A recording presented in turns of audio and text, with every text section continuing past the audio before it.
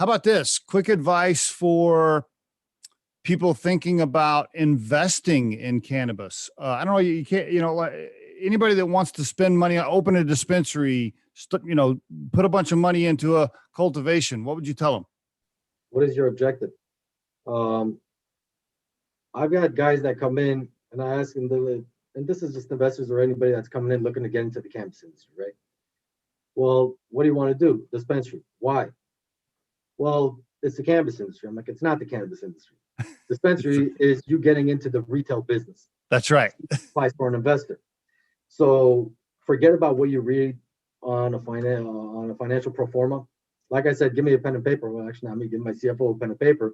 Everything will pencil out. $1 million investment will spit out 500x return in the next 6 months. It's not real. It's not practical. Forget about the fact that it's the cannabis industry. Yes, attach a little bit of a premium to it.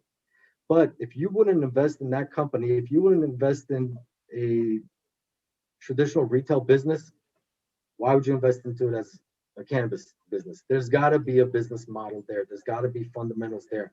When I look at, for instance, a lot of the raised decks, a lot of the pitch, then I get a hell of a lot of raised decks. On the retail side particularly, I'm like, what's your differentiator? Oh, customer service. It's like, well, that's your foundation.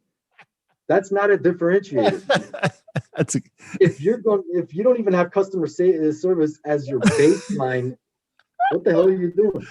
So branding, everybody wants to create the Apple store. It's like, well, that might work for Apple. But what is the consumer? What does the consumer experience feel like? That's what you got to work on. That's how you got to differentiate yourself. It's not just customer service.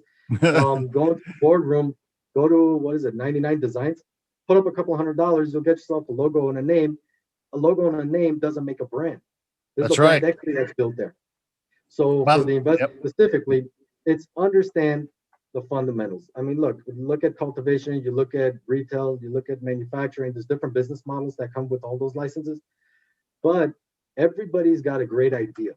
Ultimately, it's going to come down to the team that's going to execute. If you don't have the team that's going to execute, and forget about resumes, I've been burned a lot by resume people. It's not even the resume. Oh, this guy worked at Apple. This guy, so what? What is their experience in this specific role, taking a company that's here or taking a project that's here and bringing it up to here? Right. If you don't have the team to execute, you don't have a business.